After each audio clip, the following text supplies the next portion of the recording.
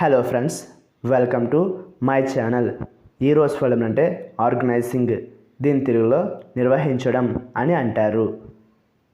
దీని definition: arrange systematically, order అంటే తెలుగులో క్రమపద్ధతిలో ఏర్పాటు చేయండి, ఆర్డర్. దీనికి సంబంధించిన కొన్ని ఎగ్జాంపుల్ చూద్దాం. వాటితో ఇంకా బాగా అర్థం చేసుకోవచ్చు. ఫర్ ఎగ్జాంపుల్, ఫస్ట్ది, Tom did a good job organizing the workers అంటే తెలుగులో టామ్ కార్మికులను ఆర్గనైజ్ చేయడంలో మంచి పని చేశాడు.